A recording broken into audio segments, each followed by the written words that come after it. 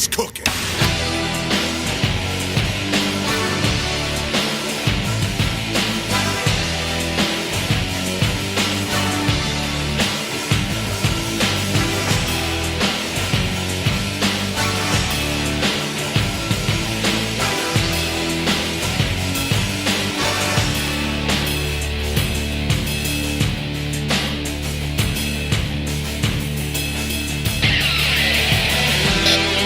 You know, it's funny. After a very bearable fast lane, actually feeling pretty good right now. Welcome to this edition of The Game Changer. Ladies and gentlemen, I am indeed Nate the Effing Great, and I'm being joined here by probably one of the biggest legends in the entire wrestling Twitter universe community. The one, the only master and grandmaster of the one and only Wrestlemania. This is indeed Legendary Mr Fretz. How's it going, good sir?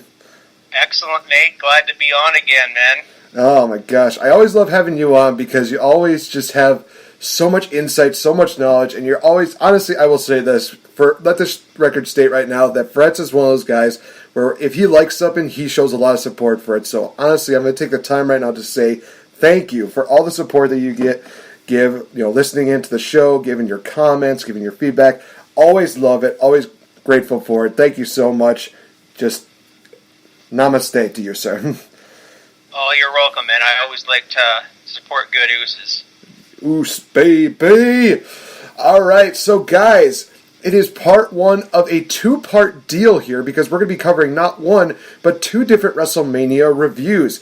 That is going to be absolutely insane. And we're starting off with what is probably, in a lot of people's minds, one of, if not the best WrestleMania of all time. Of course, WrestleMania X-7, hailing from Houston, Texas, in the, I believe it's the Astrodome, if I'm not mistaken.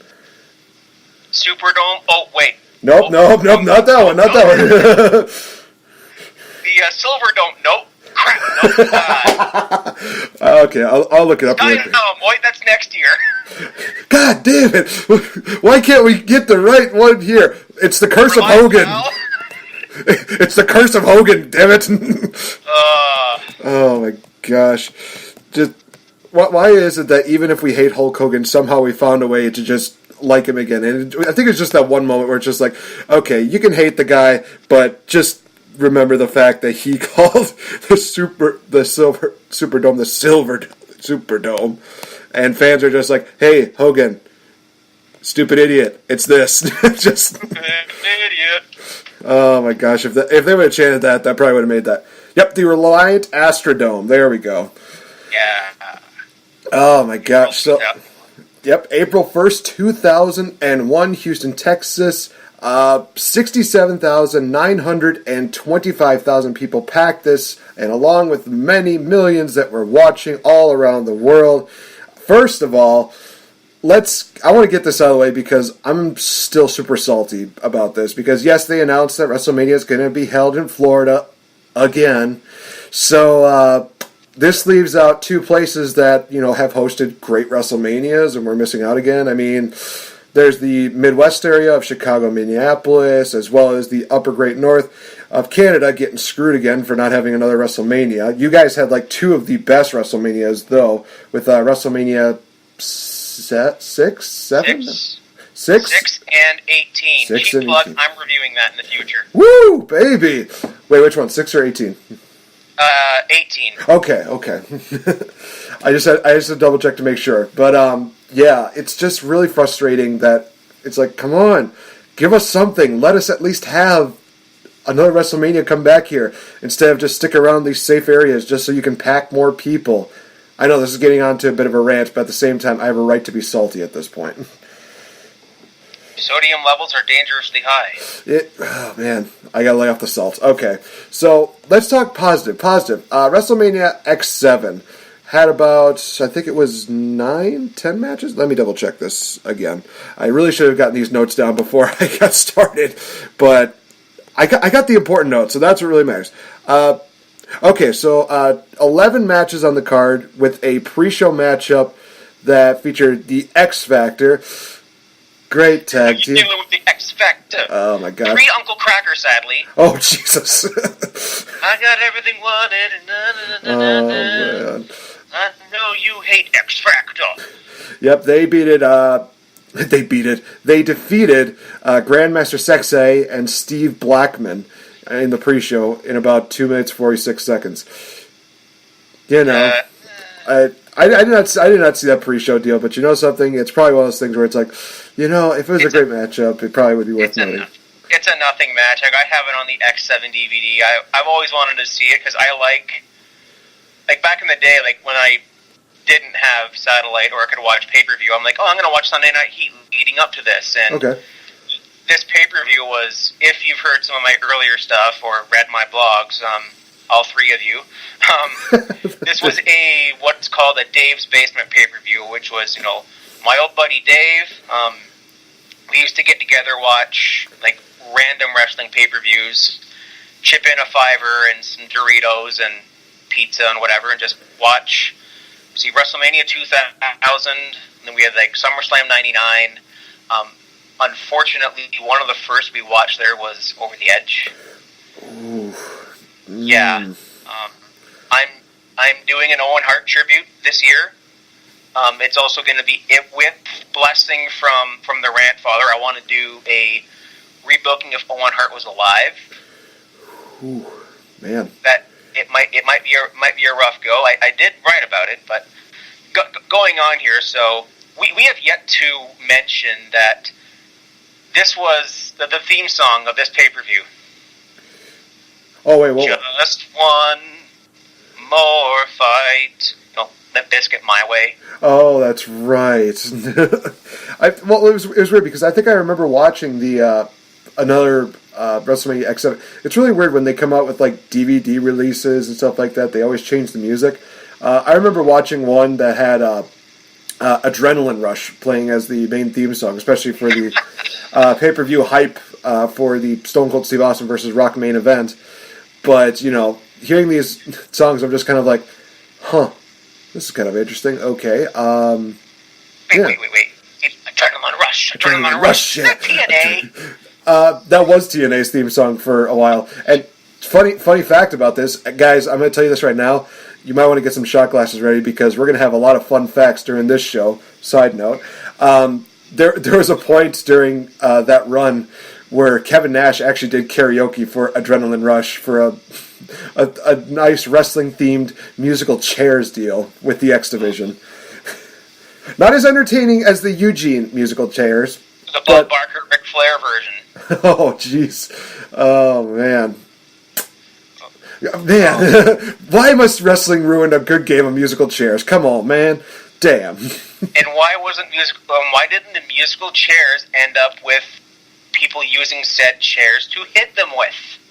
That's what made the Eugene one just amazing. Although I take umbrage with the Eugene character, not going to get into that rant today. One thing I do want to get into is I'm going to jump back into the Wayback Machine. The Wayback Machine? Well, please, by all means. So it's April 2001, and I'm going to give you... Well, first off, I'm in 11th grade. I'm in 11th grade. I was dating a really sweet girl at the time. We didn't last much longer after that. But I'm going to give you movies, video games, and number one songs of this time. Starting off in the movies, in theaters in April 2001 was Blow with Johnny Depp. The cocaine movie. Oh, okay. Bridget Jones's Diary. Joe Dirt with David Spade. Oh, yeah, that movie. Oh, boy. And the movie that I think got the only negative stars in history. Tom Green's Freddy Got Fingered. Oh, my God. The worst part. Worst movie ever. And not bad as in good, like The Room. Oh, hi, Mark. Bad as in so uncontrollably bad.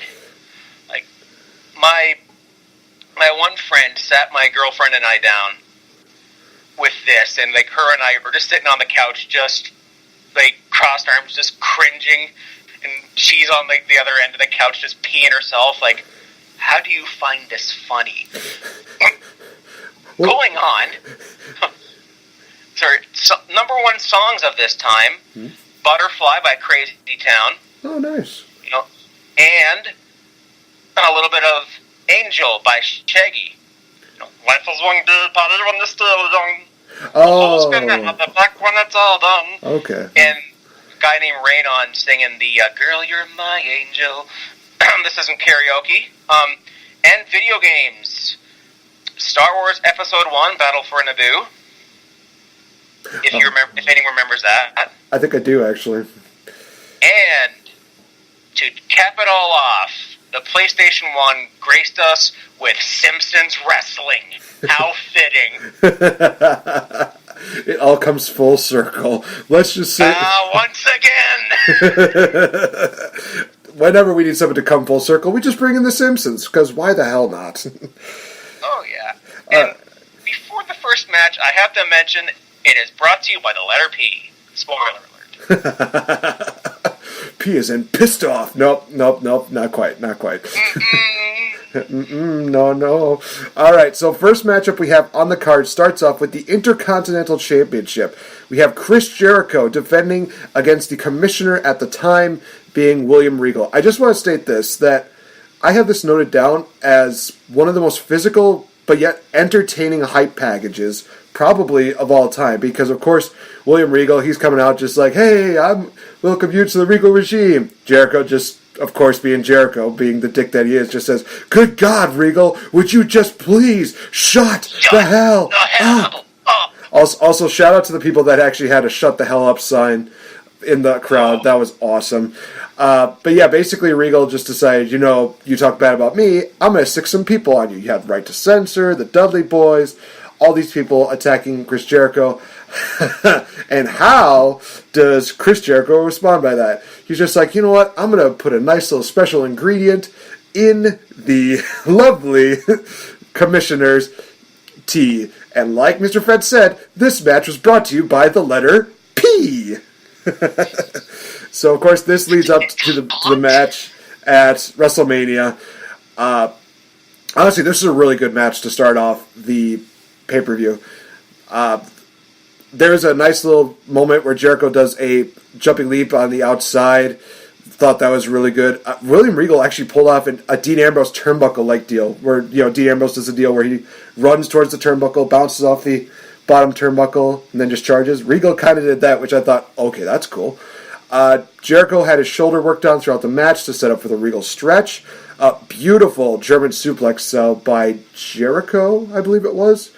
There was a couple Regal plexes, like the half and half. Yeah.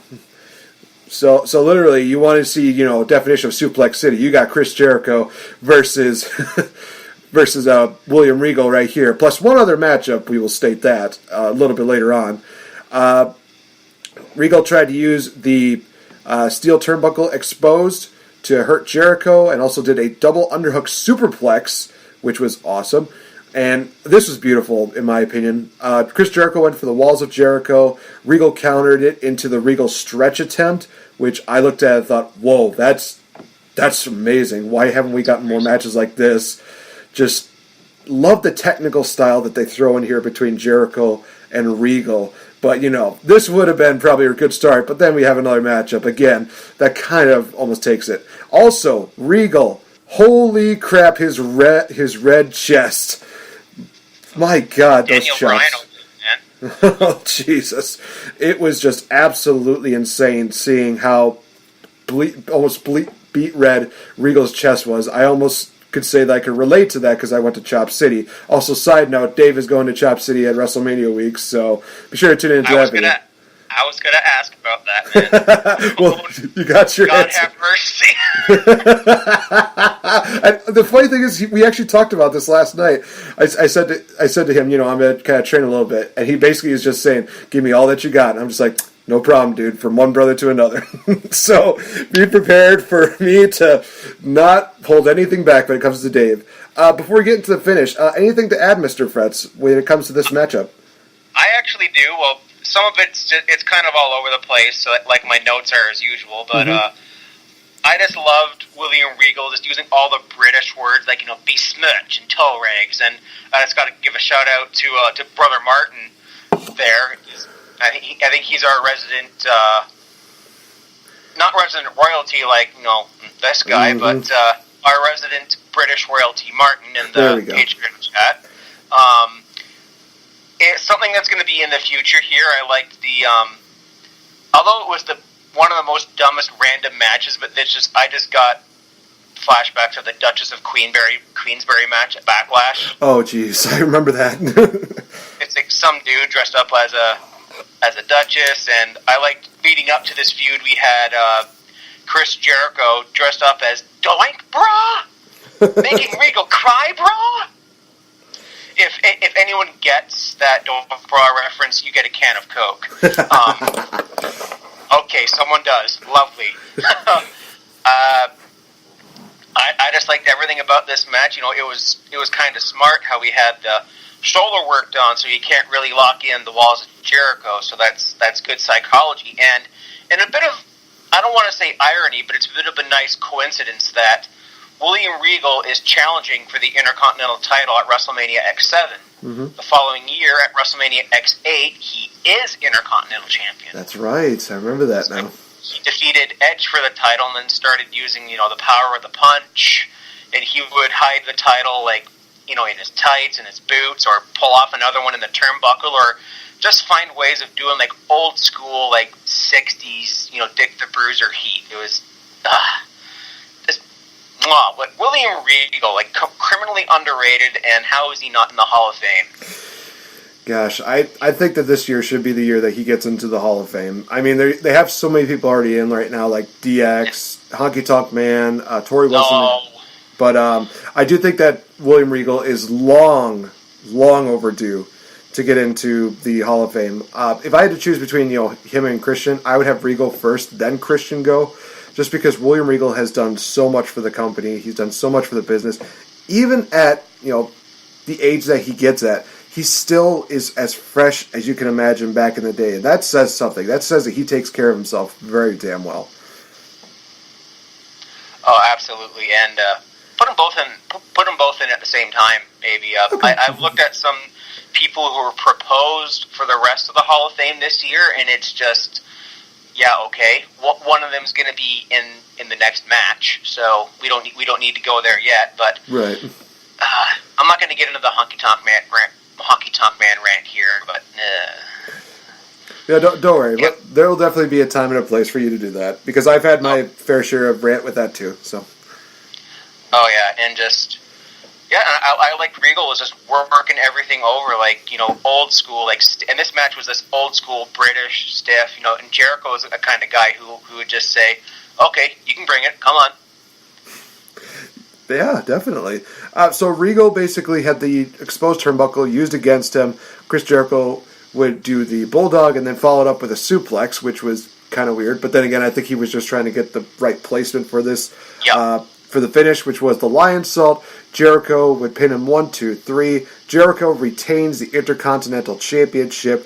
Like we said, great matchup to start off the event. I gave it a solid B. Like I said, it was one of those matches that I think could have gone on maybe a bit longer, because I think there was still quite a bit more to tell there. But at the same time, it was one of those matches where it didn't feel like it was just dragging forever. It was one of those things where it's like, it's good. It's very good. Wish we had maybe 5 more minutes of this, because that would have been awesome.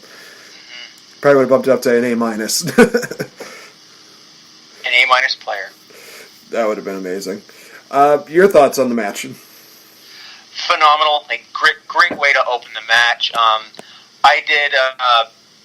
I like to read fantasy book and rebook stuff once in a while, either on my spare time or sometimes I put it out on the blog. But I put in my rebooking, I actually put in William Regal to win this match because it also involves the invasion in my mind. That's right. So, yeah, that's right. And I'll get to that in the McMahon match. By the way, it's a great opener. It gets the crowd hot because Jericho's a mega overface at this point, and Regal is probably, I think he's at with 2019 eyes, he's got Baron Corbin heat. So, yeah, great. Absolutely great. So we go to some of the backstage deals. We had Shane McMahon arriving in a limo. He's got his match with Vince later on in the night, which, trust me, we're going to get to. Then we go to the APA, in which, Farouk and Jacqueline, they're just kind of sitting playing cards, and they're telling Bradshaw just to relax, and Bradshaw's just like, yeah, no way I'm going to relax about this. This is Houston, Texas. He talks about all the great memories he had, growing up here, really getting some great pops from the crowd. And I will also say this, that I think the crowd in Houston was absolutely awesome. And I will say this, even for like one of the worst matches of the night, they still were electric for it. I loved it. So Houston, you guys get a shout out as well as a huge pat on the back for this. And we go into the next matchup, which is the Right to Censor, which was the Good Father, Val Venus, although they could have gone with Sean Morley, but that's just me, and Bull Buchanan with Stevie Richards, taking on the APA and Taz with Jacqueline at ringside. Now, I want to state this before we get into the matchup, that throughout the night, there were so many little gems that Paul Heyman had when it came about Texas and Mexico. I just loved all this stuff. And the main one that came out of this one was, if there was a back door in the Alamo, Texas would be in Mexico. I thought, oh my God, Paul Heyman, I want you back on commentary so badly now. Learn your history, kids. That's actually kind of true. Build the wall in the Alamo, okay? Oh my gosh. Wall Alamo. So not too much really to kind of talk about this matchup, at least not in my opinion. Bull Buchanan actually does a really beautiful leaping clothesline from the top rope, which I thought, whoa, for a guy his size, that was pretty good. That was almost like Mark Jindrak-like. And of course, Taz did a little bit of a misstep when he almost fell in the ropes, but he recovered from that very nicely. I thought, okay, I'll give him that. That was pretty good. That was pretty good recovery. Bradshaw comes in, he dominates. They were able to hit like a double power bomb on Bradshaw, but in the end, we see a clothesline from hell to the Good Father for the W. I gave this one a C. Not too much in the way of anything noteworthy. It's just one of those things where it's just like, well, we got Bradshaw, he's from Texas, we're going to give him this. Who's like the most heelish faction we got right now? Well, technically Right to Censor is pretty heelish. Yeah, let's throw him in there, because why not? I also want to say this as a side note, Right to Censor, so underrated. They could have done so much more with them. Damn it all. Yeah, if only the Parents Television Council lawsuit went on a little bit longer. No kidding. God damn it all. Literally the reason the RTC exists. And I at Niagara Comic Con last year, I was in line to meet. It was either Ric Flair or the Big Show, and I saw a guy wearing like an old RTC shirt from this time. Really? And I had to go talk to him. I had to go mark out and just say, that's a effing amazing shirt, by the way. And side note, like, we didn't mention here, but Jackie's also from Texas. Oh, that's right. Yeah, geez. Competing in the USWA and probably Jim Crockett and those things as Miss Texas. And Bradshaw's, oh yeah, Little Boy Blue, Texas, the Texas Dome. I'm sorry, my Canadian is showing, so you're good. Can't go there. And Taz here, he's actually a rumored name for the Hall of Fame. I'm okay with. I mean, he had a short run in the Fed, but he had like a great run in ECW. And I mean, come on, like, hell of a commentator. Well, here comes the pain. And the whole OSW thing, or the whole thing, the way he was introduced at Royal Rumble 2000, I think I reviewed that, was just radio silence because there was like a malfunction in Fink's mic. By the way, Fink, get well soon, Godspeed.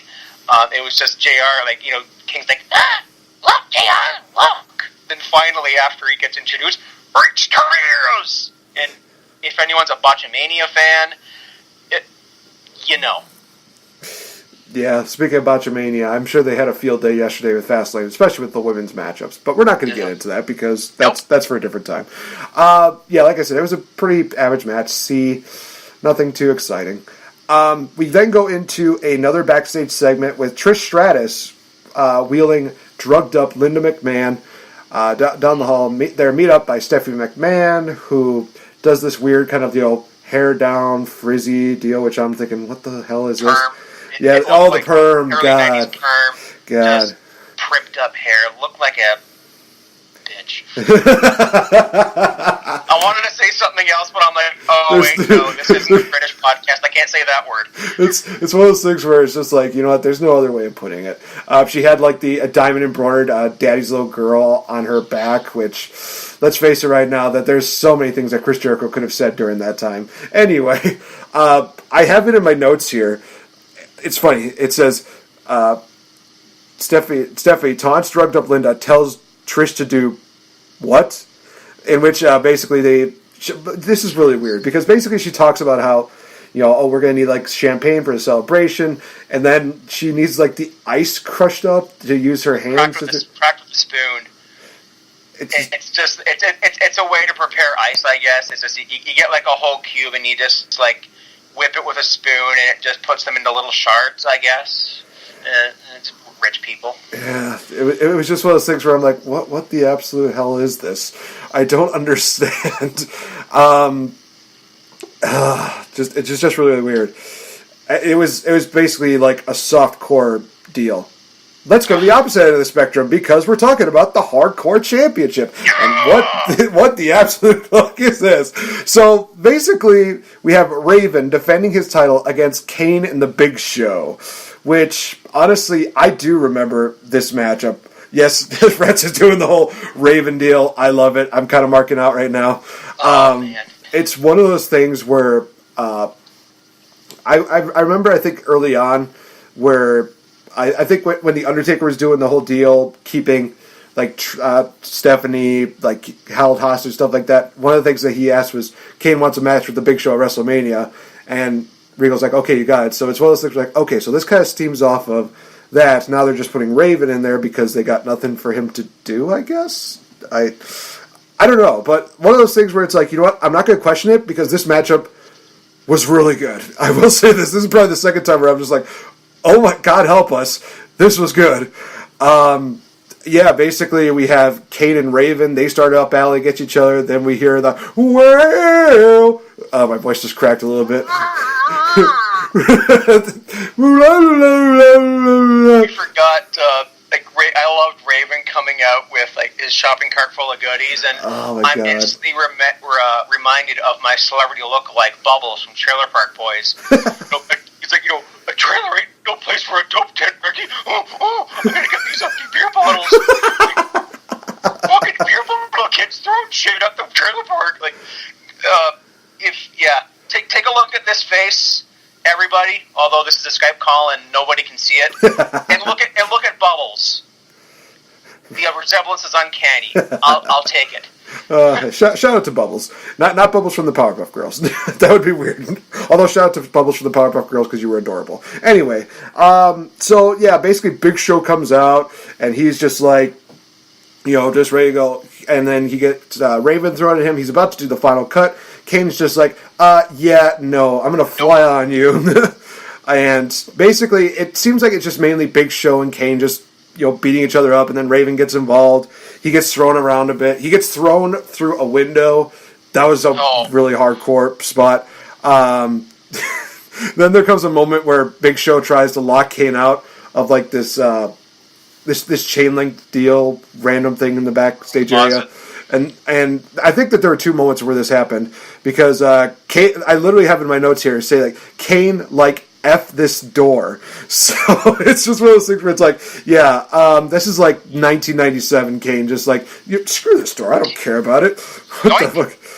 Oh my gosh. And then another thing that I thought was kind of funny, I do remember this so much from the matchup, was what was Big Show when he got attacked. He did this like, oh, this comic like, oh, to which I'm just like, what? Also did. Go ahead. One thing. Oh, sorry. Yeah, you did this one thing where he grabs Kane for a choke slam right on the floor. Oh, and then Kane grabs him with a. They both go through the wall, and Raven just opens the door, walks to the room, just starts throwing shit again. That's right. They're just like lying there, just like, oh man, we just effed each other up. Then Raven's just like, oh cool, advantage for me. Boom, boom, boom, boom. Oh my gosh, that was awesome. And then we get the golf cart deal, which I think Raven actually mentions this quite a few times, and it might have even got mentioned on a couple other shows. So basically, Raven tries to do this deal where he's trying to run Big Show into like one of the seating deals or something like that, but then he gets the golf cart stuck, so they're just like, okay, screw it, gonna keep going. Then we see Kane get a golf cart and almost wreck Raven's leg. I mean, there's literally a point where you just see his leg just hit the front of the golf cart, and you hear him screaming in pain, and I'm just like, oh, geez, that's right. Raven almost got handicapped, literally, in this matchup. Holy crap. Oh, man, I just love this visual. I just, immediately I got Mario Kart vibes. And did you know this? You know when Raven like ditched this cart, he ran over this cord that was like that close to cutting off power to the whole show. Really? So close. It was like maybe by an inch or two. Jeez. Like it got stuck in this little wedge, and you saw this cord move, and it was like one of the main, like power supply cords for the. So we almost didn't have X-7. And Raven, I could imagine like the venom from Vince, like just going nuts. And there's right after the golf cart hit, you could hear this fan in the background, like, yeah, Kane, fuck him up. Oh my god, that's awesome.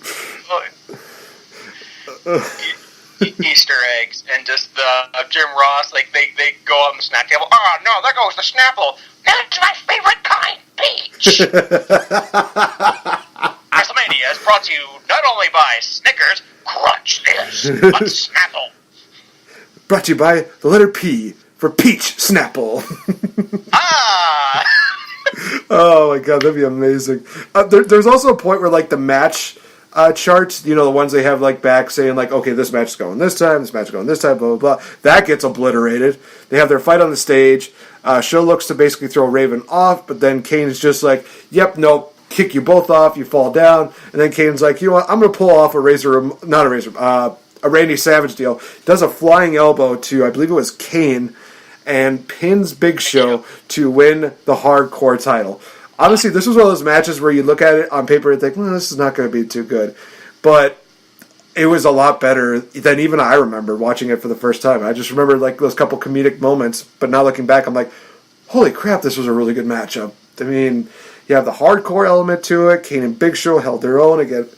And even Raven had to basically be like the smallest one. He's like a child between two parents fighting each other, and he still held his own pretty well. Solid B on this one. Yes, I am very positive that this was one of those matches where it's like, wow, yep, totally cool with this. Another great matchup. Yeah, one of the most entertaining matches on the show, like, and in the hardcore thing in general. Although my personal favorite, Crash Holly. Yeah. Although he didn't have his DNA in this match, but I was just instantly kind of reminded how Raven kind of had to be like running away from everyone, and I got the Crash Holly vibes. That stage dive, leg drop, elbow drop, whatever it was something from Kane. Like, whoa, didn't know he had that in him, and we're all my buddies and I were in the basement watching this. We're just like did Kane just? We're losing our minds. Did a guy this big just decide to jump off? And yes, he did. And did he? Yes, he landed. What the fuck? Just outrageous. Like I love like when the hardcore titles didn't get crazy, like Steven Richards winning the title 6 times in one night, like in 2002. Oh yeah. Like back when it just got like oversaturated, and Pritchard talked about it. And speaking of Pritchard, this is just a bit of a side note, but the last 2 shows that we did were also done either right before or right after by Bruce Pritchard. Really? It's either a coincidence or something like that, but cease and desist, Conrad Thompson. Oh man, that's a fun fact actually. Holy crap. Take a shot, people. Well, shot glasses in the kitchen. Nope. I'm when I get this thing ready to go, I'm just literally going to be like, just prepared to have booze, because we're going to have moments where you're going to be taking a shot, ladies and gentlemen. So we go into a backstage deal where Angle's watching footage of him being tapped out by Chris Benoit. Edge and Christian, they come in talking about TLC 2 and how they're going to celebrate. And then Kurt Angle has this nice little gem where he just talks about, if there isn't an official ref, it wasn't an official match. If it wasn't an official bell, then they never officially tapped, which is one of those things where it's like, it sounds kooky, but at the same time, it's one of those things where it's like, this is Kurt Angle. He actually makes a lot of sense when it comes to this. If there's nothing official about it, it's technically not like they tapped out. People could chant, oh, you tapped out. But Kurt Angle, of course, being one of the three eyes, being intelligent, he will say, hey, it wasn't official, so I never officially tapped out, which I kind of liked. We get a nice deal with WWF New York, where the Superfly Jimmy Snuka is just standing on a table, just be like, hey, what's up? Murder alert. Then we had Coach talk to an Australian fan for being probably the farthest person to come to see WrestleMania. Did he do the whole the Aussie chant? Then we get The Rock arriving, and they talk about the World Wrestling Federation Championship match. We go into the next matchup, which is for the European title. We have Eddie Guerrero challenging against Test. First of all, Test is just, this is one of those matches I watched, and I think, God, he's so underrated. They don't give him any sort of justice. Come on. Just, Oh, man. And the things he can pull off in this match, like, he does this really sick tornado powerbomb, and I know for a fact Mike Elgin was taking notes. No kidding. Yeah, one of the things I have on here is powerbomb and slam variations. So I know I'm talking about Test when I talk about that, because there were so many points where he's just doing power bombs and power slams. I'm just literally like, man, this is very awesome. And the thing is that this is a very fluent and very well-flowing matchup between the two of them. They had some really good spots. One in particular was Test getting his ankle caught up in the ropes, where he literally has his just leg up, and he's just kind of dangling. It's one of those things where it's like, oh, God, that's got to hurt. But at the same time, it was just one of those things where it was a good spot. Eddie kind of takes a little bit of advantage of that, but he also kind of realizes, I can't really win the title if he's hung up there like an idiot. So, get him down, work on the leg a little bit. Also, Perry Saturn, what the absolute F were you thinking of wearing that? And just, what was that outfit? Jeez Louise. And he had, the white beard and the... Exactly what I wrote. What the F. It's just one of those things that stood out with it. It was like, wow, Perry Saturn was in a really weird transition in his life. Because later on, of course, in the year, we have him doing the whole thing with a mop. Welcome. Yeah, God help us. But we also get an appearance by Dean Malenko. He gets involved. And they even have a Radicals reference involved, where it's like, hey, it's a third of the Radicals. Dean Malenko just be like, yeah, I'm doing something. Then he gets grabbed by Test. Eddie Guerrero, boop, belt shot to the face for the 1, 2, 3. Eddie Guerrero winning the European title. And honestly, this is where, fun fact, I think that last year, the previous year, Eddie actually won the European title from Chris Jericho the following night after WrestleMania 2000. Now, almost a year later, he wins the European title at WrestleMania. So, take a shot, ladies and gentlemen. Full circle! Let's call this Full Circle Podcast, Nate. Oh, man, Full Circle Podcast. Oh, man. That might be the name of this series that we do. Just call it the Full Circle Podcast with Fretz. Oh, man, we're going to keep that right now. So, welcome to the Full Circle Podcast with Fretz, ladies and gentlemen. But yeah, I gave this one a B. I thought there was a really good matchup. I remember watching this matchup thinking, well, it might be okay. But then watching it, I'm like, wow, this is better than I was expecting. Holy crap. So, yep. Gave it to Eddie and Test. They did a great job. Props to them. Phenomenal. It's heartbreaking that both of them have passed on. This was your classic. I kind of look at that. Eddie can work with anybody. I mean, look at how he worked with Brock Lesnar. Look at how he worked with JBL, like a guy about Test's size. It's when you get someone like phenomenal in there, as great as Eddie was. Like Test, he was good, but Eddie made him look great. Definitely. And that part where he got caught on the ropes, like that was actually shoot. And although Eddie was attacking him, it was also helping him get him out of that position. Yeah, that's right. I remember and that. And the seven footer like that, doing like he did the flying elbow drop for a finish at one point. Wow. Yeah, he still does it very well. Holy crap. Oh, yeah. And honestly, I like to envision right now that they're both in heaven right now, still competing for that European Championship. Oh, yes. Oh, gosh. Why must heaven be the place where everybody wants to go now? Oh, man. But then Tess also has to deal with the boss man for the hardcore title. Oh, that's right. Yeah. I forgot about that. Crap. And Crash Holly. And okay, that's another topic. Wrestling heaven is... we'll be on a rabbit trail. Oh, my gosh. I go on tons myself, but, Vacation Dean Malenko, that Hawaiian shirt, dude, I want that shirt. I remember that now. Oh, my gosh. Dean Malenko. Shout out to Dean Malenko. So the next thing we have is a backstage deal with Mick Foley talking about reffing the matchup between Shane and Vince. Basically, he says that, oh yeah, I'm going to call right down the middle. And he even puts in like these little gems of like, so what if Vince McMahon basically fired me from being the commissioner? Well, so what if Vince McMahon did this? It's like, yeah, so what if he's a dick? I'm still going to call right down the middle. It's one of those things where it's just like, something shady is going to happen, but at the same time, it's just one of those things where it's just like, well, maybe Foley's just, it's kind of one of those things where you could do this in like a cartoon where he's showing bitterness and it's like, but I'm still going to call it right down the middle.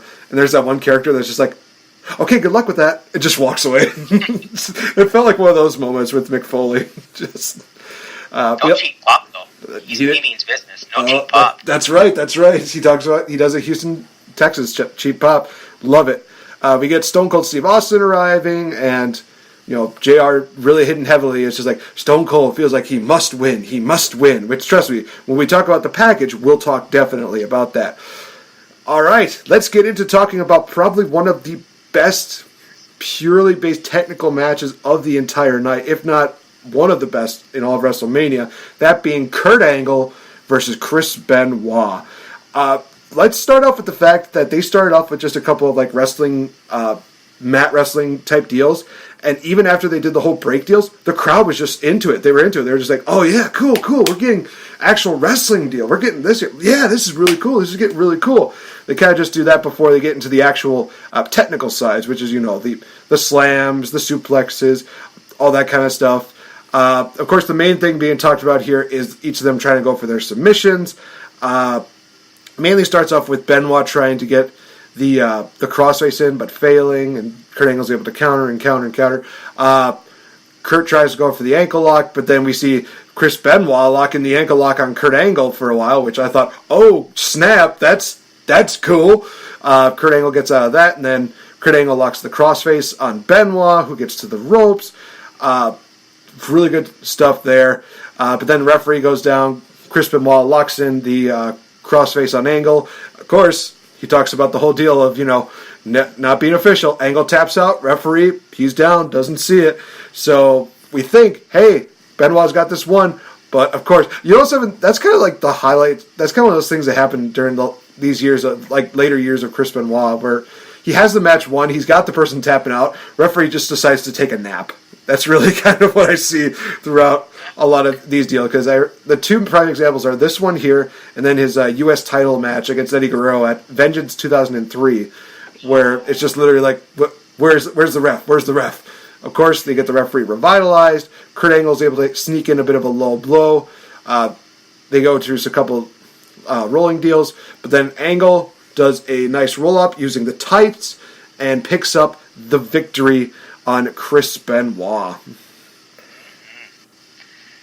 Fantastic match here. There's a couple of fun notes here. I loved Angle's little heel promo at the beginning, like, you can lose the freaking cowboy hats. You're not 6 years old anymore. I remember that. That's awesome. And then he's like, yeah, what kind of grown man wears a hat? Looks at JR, and JR's just stewing. And one line that Paul Heyman's just full of great gems. One line he had here is like, this match is excited as a man can get with his clothes on. And I'm instantly reminded of how great this feud is. Like, we got spoiler alert, we have the Ultimate Submission Iron Man match at Backlash. Yeah. We have the 3 stages, in a way, it's a 3 stages of hell match at Judgment Day. It was like something, and then a ladder match. Like, I think it was like submission, no DQ, and a ladder match or something. And it was when Angle had his medals stolen, and they were like, Benoit put him down in his tights, and Angle grabs him, kisses the medals, like, ugh. He's like, oh wait, this was on his balls, sweating there all day, gross.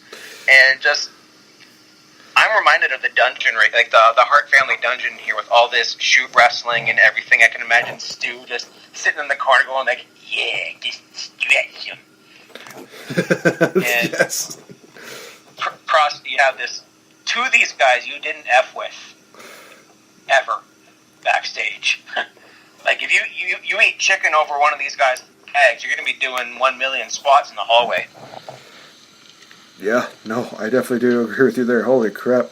Royal Rumble 2003 as well. Oh, for the love of all that time, I definitely will say this, that when it comes to the careers of, Kurt Angle and Chris Benoit, they are definitely, like, the best rivals of each other, whether it's in top 5 or even their number ones. I would dare say that they're, like, number ones on each of them.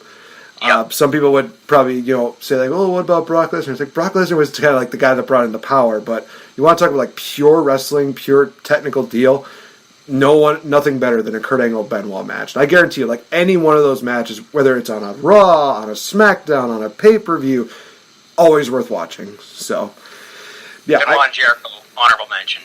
Or number 2. Oh, yeah, definitely. I will definitely agree with that. I give this one a B+. It would have been match of the night, but there's one other matchup which, whoo, boy help us, we're going to get to. And I will tell you the funny quote that I had told Mr. Fretz before we even got into this in just a bit. But before we get into that, you guys, we're going to take a little quick commercial break to just recuperate and gather ourselves. And we will come back and talk about the rest of WrestleMania X-7, as well as talk about the main event and so many other things. And I will tell you guys this, there's going to be a little bit of a special surprise for a lot of people that are going to want to listen into this show. So stay tuned. We'll be right back. Check out the guys over at Eclectic Media Project. They bring you podcasts such as Musically Challenged. Whose podcast is it anyway? Want to hear something interesting? And their newest podcast, Page 3.14 News. Check them out on Podbean and iTunes at Eclectic Media Project. On their website at www.eclecticmediaproject.com. Check them out as they are the home with a little something for almost everyone.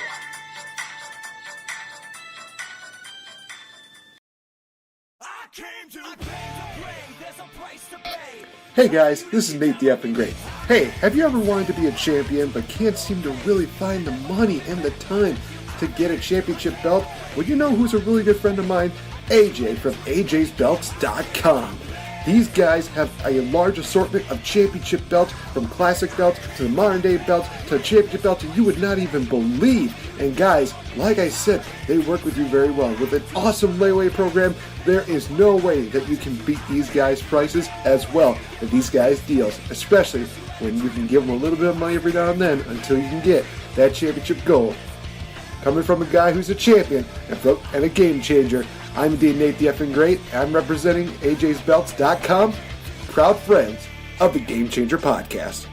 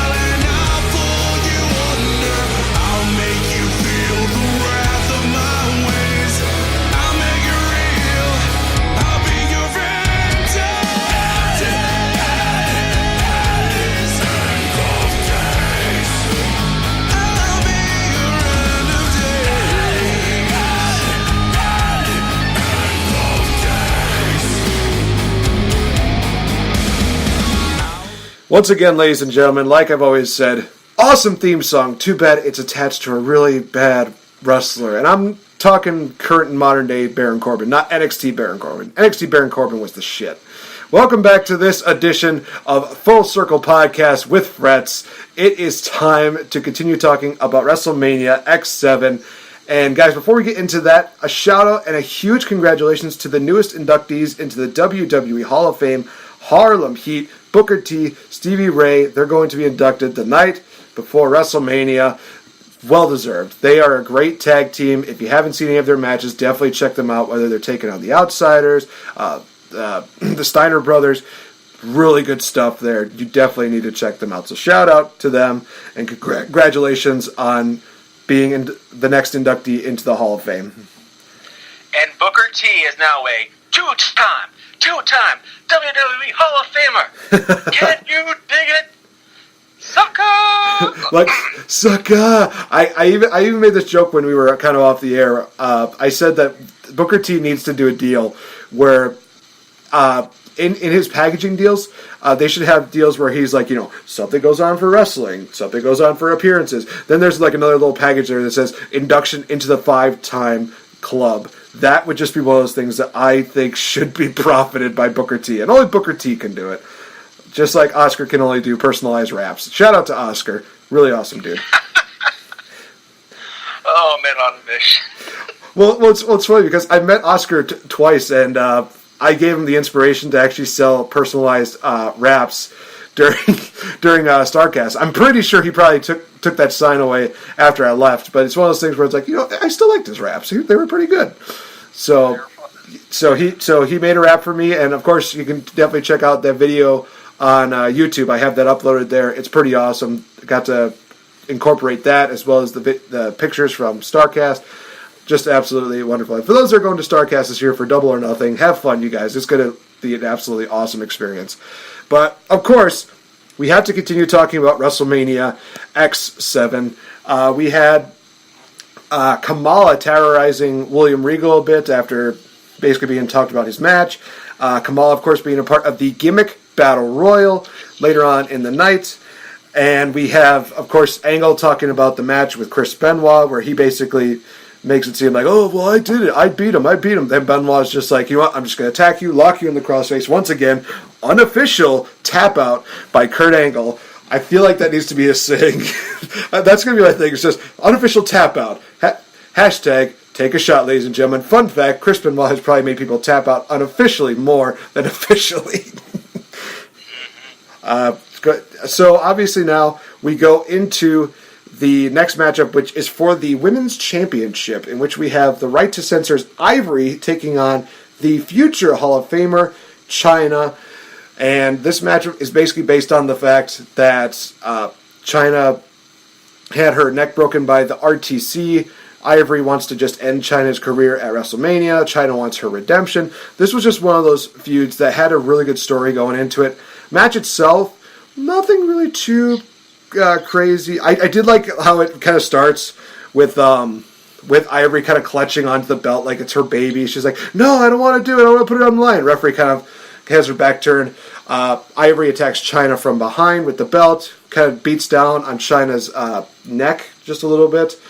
But then after that, we see Chyna kind of dominate with power bomb, kind of some power moves. Then after the power bomb, she does a deal where it's just 1, 2. She pulls Ivory up and is like, no, I'm not done yet. Which the crowd got a huge reaction for that. They're just like, yes, we get to see Ivory get punished more. And then Chyna does the gorilla press. Boom, lands on that. Chyna just kind of falls back, kind of slumps back, lays on Ivory for the 1, 2, 3. Chyna is the new women's champion.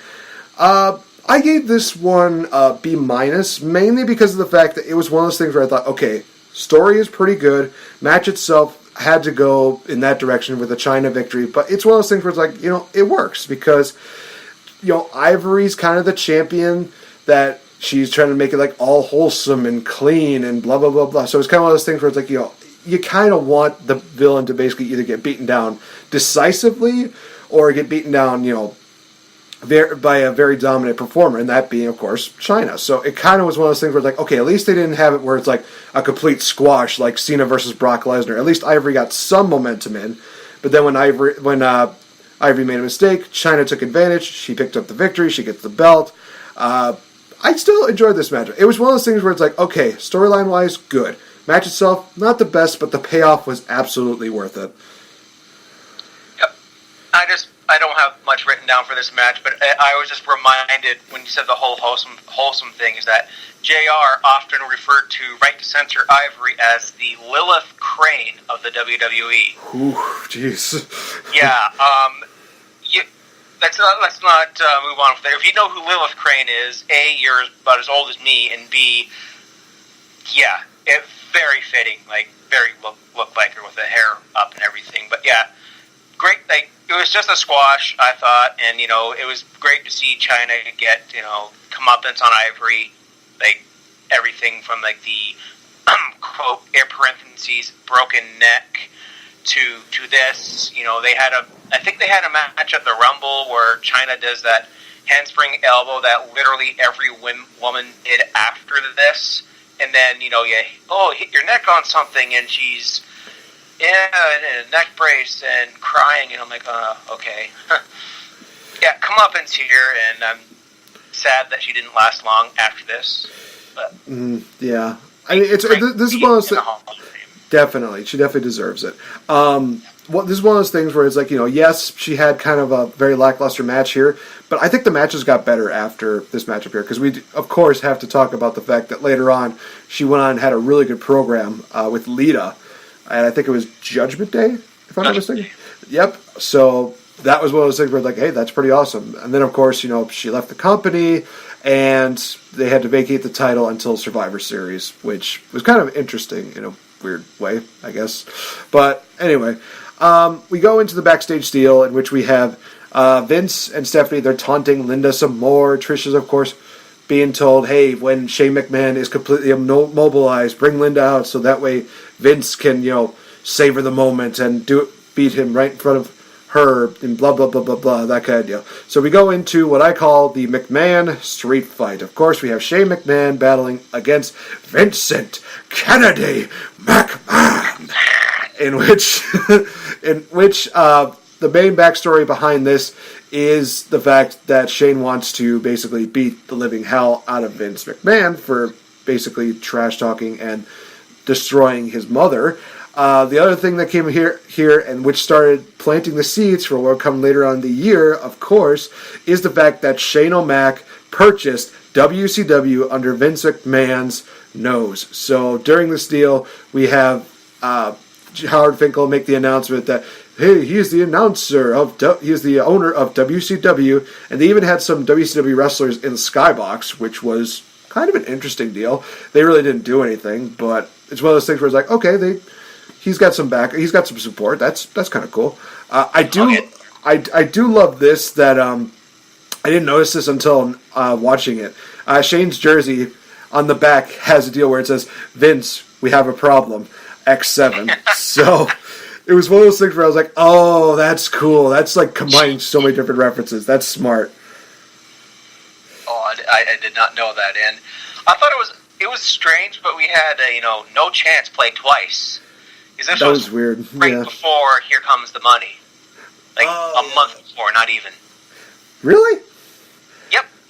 I think he didn't start using Here Come the Money until at least a week or two after this, but he had the theme when he wrestled Big Show at Backlash. Wow. That would have seemed more apropos to have the theme kind of, play here, but you know what? We're not in charge of WWE Creative, so what the hell do we know? But we're the authority. That is true. You're right. So, for me, this was probably the worst match of the night, which might come as a shock to a lot of people, but it's one of those matches that I kind of was having a hard time really getting into for a few reasons. One being that there was a lot of involvement here. There's a lot of really random storylines that they put in here. Such as Stephanie getting involved quite a few times, slapping Shane, which they've they basically call out a lot of times where it's like, man, Shane's got this giant welt on the side of his face. I was like, well, he got slapped by his sister. What do you expect? It was one of those things where it's like, I'm sure she wanted to maybe, do kind of like a little bit of a petty slap, but that was one of those slaps where it's just like, ooh, Steph, you might want to kind of just reel back, just lay off just a little bit. Nah, that's for ripping the heads off my Barbies when I was 8, you bastard. Oh my gosh, this is amazing.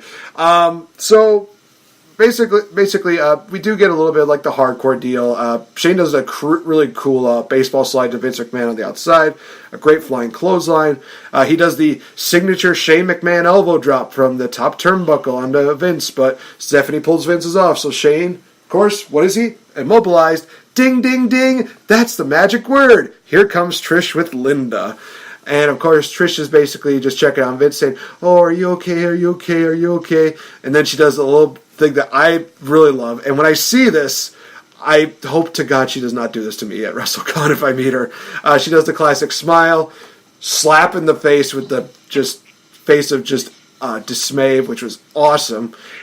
Basically yelling at Vince for all the times that she basically got humiliated by him. Stephanie smacks Trish. We see Trish and Stephanie kind of go a little crazy on each other. Mick Foley gets a little bit involved, taking Stephanie off. It's kind of funny because when Trish is beating down on Stephanie, Foley's just kind of standing there just like, okay, this is kind of cool. I'm okay with this. Then when Stephanie gets involved, Stephanie gets the upper hand.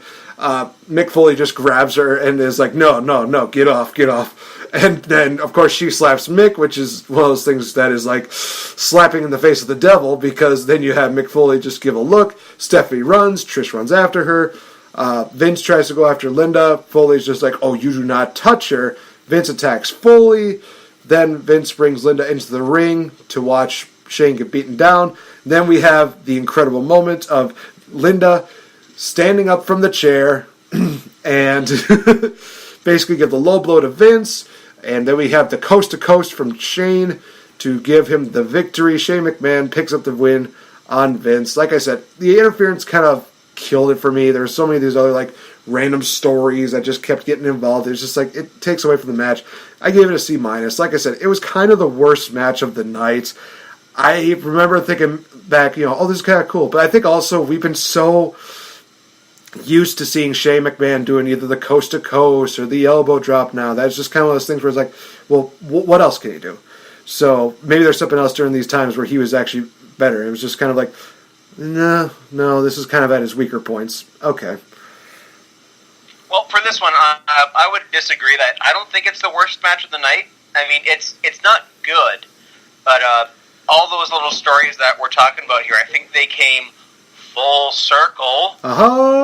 Wink, wink, wink. At the end, I mean, just take a shot. Everything. Trish getting her comeuppance on Vince after that barking like a dog segment.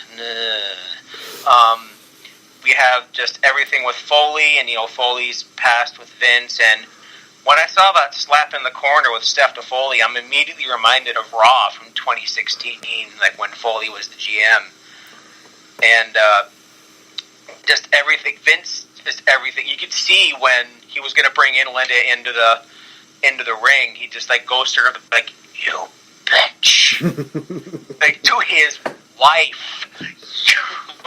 And just everything. We saw the WCW guys in the skybox, and it's a kind of an infamous story, but allegedly, according to the rumor and innuendo, WCW was going to be involved in the finish of this match, but Sean Stasiak got a little bit lippy on a radio show just before, and Vince was just like, "Screw it, you're in the skybox. We're going to give you a cameo," and that's it. So I can imagine what would have happened. Like, we would have had, say, Palumbo hit a jungle kick, Sean O'Haire with the Shanton bomb, maybe Booker T comes in with the scissors kick, and at least that's what I wrote down for like my version of it, was just WCW guys hit every finisher ever on McMahon, and this year, like the coast to coast, I mean, we know that it's also called what, Nathan? The Van Terminator. Yes, good. And I had watched DCW for a couple of years before this because TNN in the TV deal, we got it in Canada, surprisingly. We saw this, and it's just jaw dropped. And although this match was kind of, it was comedy, this had to be the best comeuppance, like the best payback ever. Like McMahon just being a complete asshole in every way, you know, like making out with Trish right in front of his comatose wife, sweet zombie Linda, getting all, you know, drugging her and everything, and her, like, just, you just see, like, her face is just, like, looks like she's half asleep, and then it's like, watch this, and you rise up, kicking the balls, and I think the next night she went on the, I want a divorce, to Vince as a bit of a, another full circle thing there. Yeah, I enjoyed it for what it was, and just Vince getting all the payback. He got what he deserved. Definitely. I will also say this, that one of the, one thing I also remember from, I think this had to have been a post deal with WrestleMania, was when Linda was talking to Vince via satellite or something like that. That moment where she has like two grapefruits and she just cuts a knife on both of them, and here's Mick Foley in the background just going like, "Oh my God, unbelievable!" And Linda just has a smile on her face and just says, "See you Monday." And Vince, he just takes his jacket, kind of opens it up and looks down, and he's just like, it's just one of those moments where it's like, oh boy, we're getting like an Attitude Era innuendo here. This is kind of cool because, you know, we already had the whole, you know, Venus choppy yo pee. Well, apparently we're having Linda McMahon going, Vince choppy your grapefruits. And it just so happens I have a grapefruit peel on my table here from my lunch the other day. So, hey! Full circle podcast, ladies and gentlemen. And just the pop Linda got when she rose from the chair. That was a cool moment. I will admit that. That was a cool moment, and it's like, you know, I was listening to the OSW review version of this show, and it was just like, you know, Linda politely asks Vince to open his legs a little bit, because you saw when she stood up and started mouthing him off, Vince opened his legs up a bit so she can get the foot right in there. Oh, okay. Yeah, so it's like all these nice little Easter eggs. Like I listen to a whole Whacker Wrestling podcast, and just the Easter eggs that you get from here. And for me, watching this show probably at least 50 times. Definitely. Gosh. So, I kind of wish we put the commercial break here, because literally we're going to be just breathless after we talk about this matchup. Ladies and gentlemen, it's TLC 2. Oh my God. So basically before we even went to recording, it was actually the day before we even recorded this, I said to you, is it possible to have a wrestling orgasm, die, come back to life again, have another orgasm, and then be brought back to life again? That is my description of TLC 2. And yes, it's possible, ladies and gentlemen. And I was going to say, yes, it's possible, because Lady would. That's why. Shout out to Demon Diva. Oh, yeah. Oh, my gosh. And guys, I'll tell you this right now. She has one of my favorite videos up right now. Definitely check it out. It's hilarious. All I can say is hashtag fist me. Issa.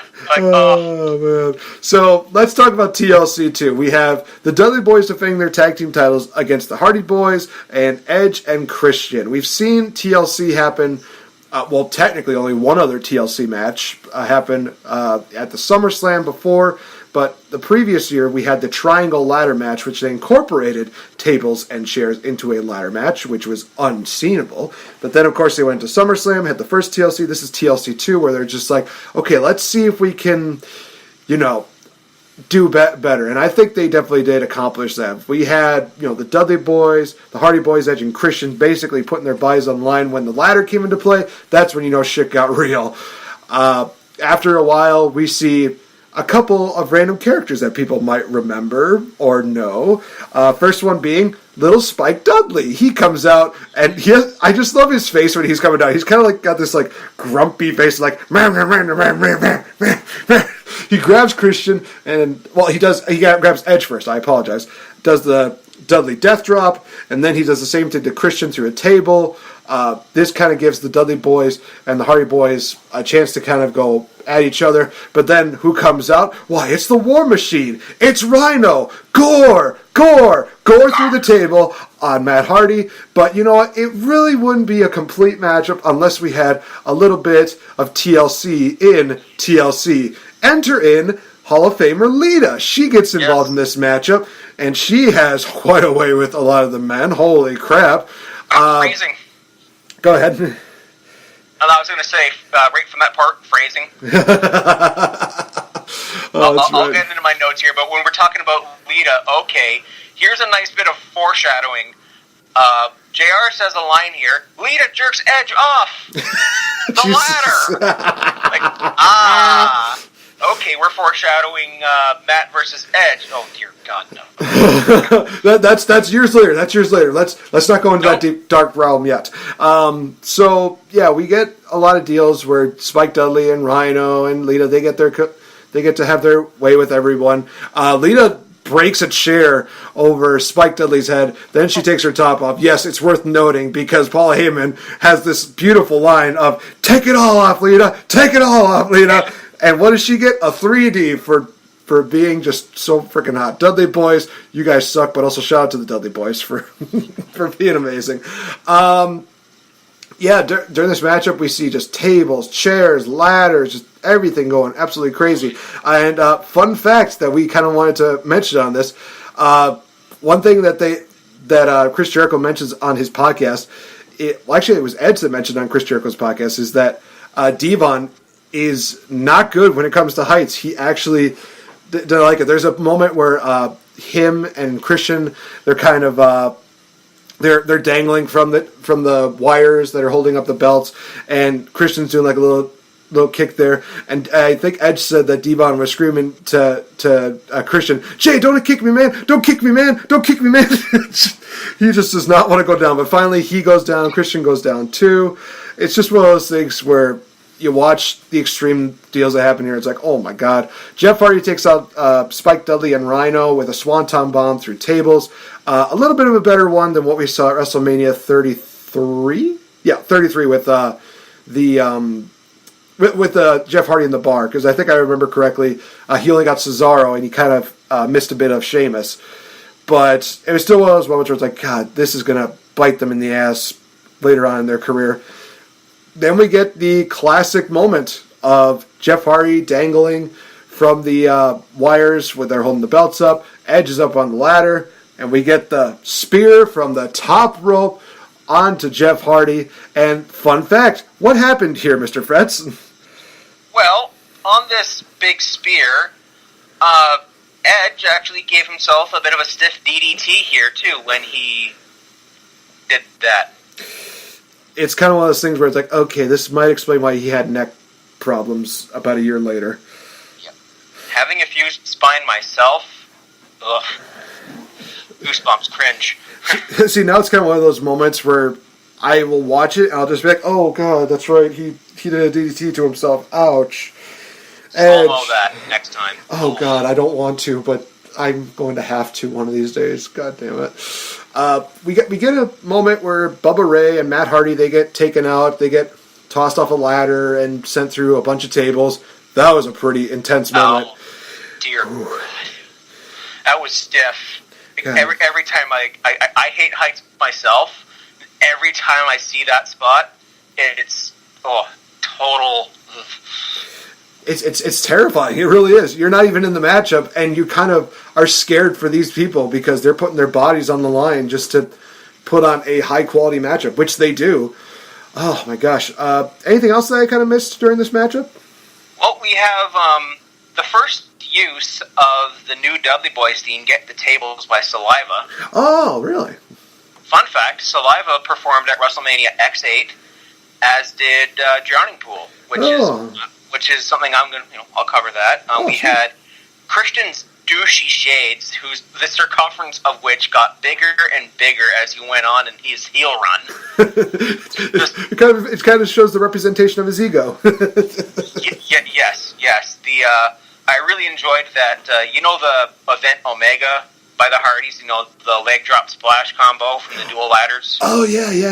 It just nothing but impressive. We hear the what's up, like 2 years after the commercial came out. And I think even still, if they were to do a Dudley Boys reunion like at WrestleMania or WrestleMania Raw, they would still do it. And I'm like, Cat What's Up's 20 years old now. There it is.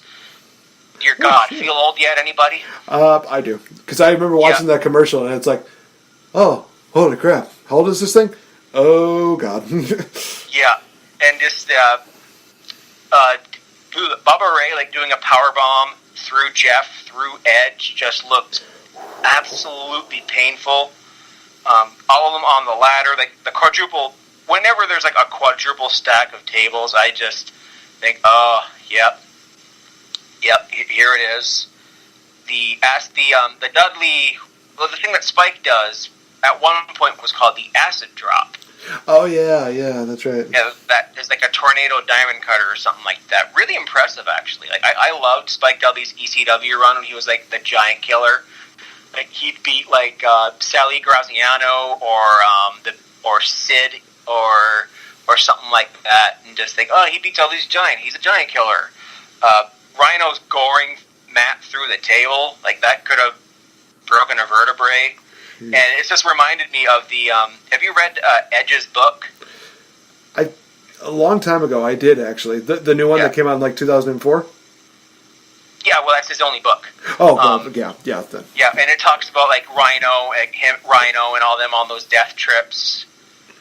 I don't know, they call it the Canada Death Trips or something, where they go to, like, these remote places. That's right. Fun fact, the Singh brothers did that. That is a tag team that doesn't get any credit and deserves a friggin' title run. I will fight for that. Because they're Canadian. I mean, my Canada bias is obviously showing here. Fair enough. So is gender. Don't hinder. Shanti. And just Shanti.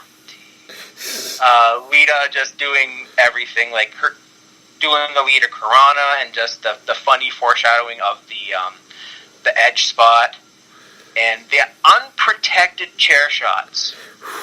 Jeez. I love a good hardcore match. I love a good chair shot. But knowing CTE now, cringes just a little bit.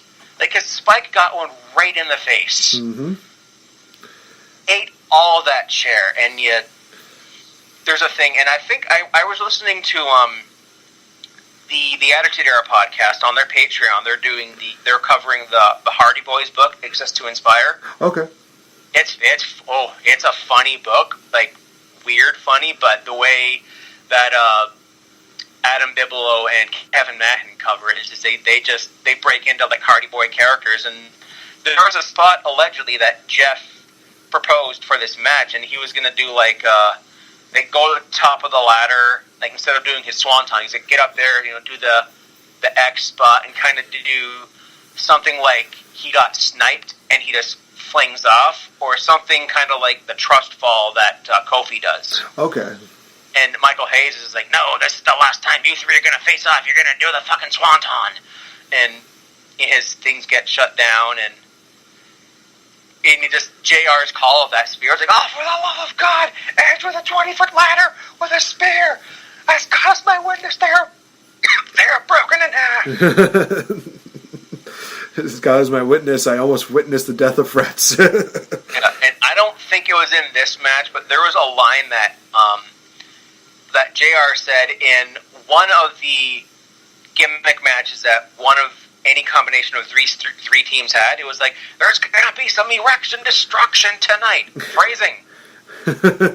But I mean, literally, I said at the beginning of this matchup that wrestling orgasm, death, brought back to life, wrestling orgasm, death, just wrestle death, wrestle death, wrestle death. That's hashtag. That I am gonna see if we can have I'm gonna see if I can get some of these words on Urban Dictionary. Just wrestling orgasm, wrestle death, just these kind of ones, just to put in there. It's actually on Urban Dictionary, by the way. Oh my God, I'm jealous. I am very jealous of you. I don't know who did it, but it wasn't me, because it's probably someone like in because my family extends from like here to like Pennsylvania, but they're not related. It just says Urban Dictionary Fretz, a last name reserved for only the coolest of people. That's awesome. And my friends tried so hard, they're like, wait, they tried to buy a mug, but for some reason it wouldn't ship to Canada or something at the time. So I'm like, don't worry about it. I'll just be legendary on my own. There we go. There you go. Speaking of legendary. Oh, wait, we don't even have the finish yet. We don't have the finish. So basically the finish is Rhino helps Christian up the ladder. He retrieves the belts. And we have new tag team champions in Edge and Christian winning back-to-back WrestleMania ladder matches here. Solid A-plus matchup. Right amount of length, right amount of moments. And it's a decision where anybody could have won. But I think it went to the best ones, which were indeed Edge and Christian. So, yeah, honest to God, won the match of the night, in my opinion. Yep. Just phenomenal. It was nothing but car crash, just spot after spot. It didn't stop to breathe. People call this the end of the Attitude Era, although I don't think that happened until the WWF became the WWE a year later. But this is the pinnacle of it. I mean, I'm not one of those guys that's like, oh, let's bring back the Attitude Era because there was some weird shit there, let's be honest. That's true. But this was this peak, at the peak of my fandom, although I'm still hardcore today. It's something everybody says about this era in wrestling. It's phenomenal. No, definitely do agree with that. All right, speaking of legend, wait for it, Dairy, as you were trying to get through. We have the Gimmick Battle Royal, in which we have to have a Gimmick Battle Royal, we have to have one of the best commentary teams of all time. Mean Gene Okerlund and Bobby Heenan came out to do commentary on this matchup. Let's get through the name of the people that got involved in this, shall we? We have... May I? Would you like to take over for this one? You got the list? Oh, it's all these names. We had the Bushwhackers. Woo! Duke the Dumpster Drosy. Iron Sheik, baby. Put camel clutch, make you humble. Without Sheik, there's no Hulkamania. By the time he gets to the ring, it'll be WrestleMania 38. Hey, we're not too far from that. We had Earthquake, who was having some dark matches at the time. The Goon, a hockey-based gimmick, which was initially pitched for Chris Jericho, allegedly. Oh, that's right. Yeah, I remember that. Imagine that. Doink the Clown, who I believe was being portrayed by either Ray Apollo or Nick Dinsmore, a.k.a. Eugene. The aforementioned from earlier in the night, Kamala, with Harvey Whippleman and Kim Chi. Who played Kim Chi, Nate? Do you know? Was it, what was his name? I feel like as soon as you say the name, I'm going to be kicking myself. But who was it again? Brooklyn Brawler. Ah, god damn it. I'm sure I remember who it was. And I was going to make a joke that Triple H made years ago where he just like, I would have given this a higher rating, but there was no Brooklyn Brawler. There was no Abe Knuckleball Schwartz. Just, damn it all. The kings of gimmicks, man. Anyway, continue. Repo Man, a.k.a. Smash. And a funny line here between Gene and Bobby. It's like, about a couple of years ago, he got my mother-in-law. And then Bobby comes in. It's like, a couple of years ago, everybody had your mother-in-law. I remember that. Bobby Heenan. Jim Cornette running to the ring, and you can see him mouth, "Hi, Mom," to the camera. Nikolai Volkov coming to the ring in the most unusual thing. Nikolai is supposed to be Russian. Yeah. Explain to me why he used the Finnish national anthem as an entrance theme. Explain that, WWE. Explain that. Also, I went to a house show in Oshawa, Ontario, Canada, where La Resistance had one of their first matches. They used the Finnish national anthem, and they're supposed to be French. But that was also, I think it's because they just had this on file because Ludwig Borga used the theme because he was actually Finnish. Then next we had a little bit of Bad Street Atlanta, GA. Yeah. And Freebird Michael Hayes, Duke the one-man gang using Bill Buchanan's theme, which was just awesome. Like, go listen to Bill Buchanan's theme from back in the day. It's catchy. It's great. The Gobbledygooker, played by Hector Guerrero. We had Tugboat, which could have been a Natural Disasters reunion, and I think that was planned because you can kind of see a singlet under his striped shirt, which would have had the Typhoon attire. Mm-hmm.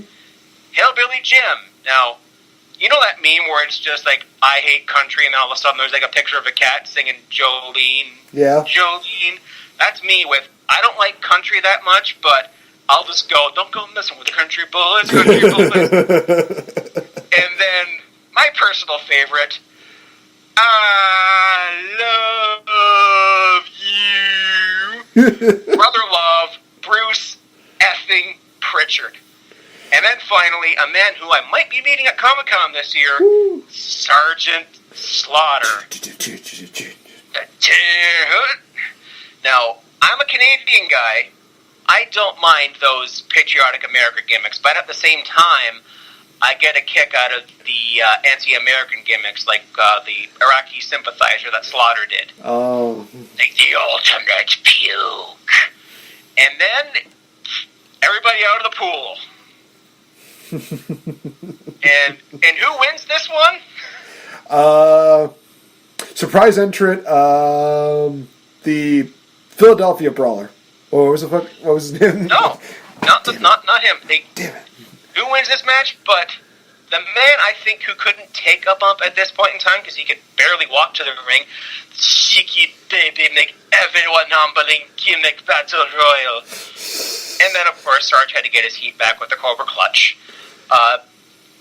Iron Sheik is everyone in wrestling fandom has to be following him on Twitter by now. He's the best. Mm-hmm. And it's like he tweets like, you know, everyone's older relatives who hasn't figured out social media and does all caps. And this was a fun trip down like memory lane because I had started watching wrestling in the mid to early 90s, and just the whole shebang here. That was all this was just a nostalgia trip, and I kind of wish they did things like this a little more often. Like they did, you know, Raw 15th Anniversary Battle Royal with Steve Blackman and Jim Neidhart. They're fun. It's to pop the nostalgia fans, I guess.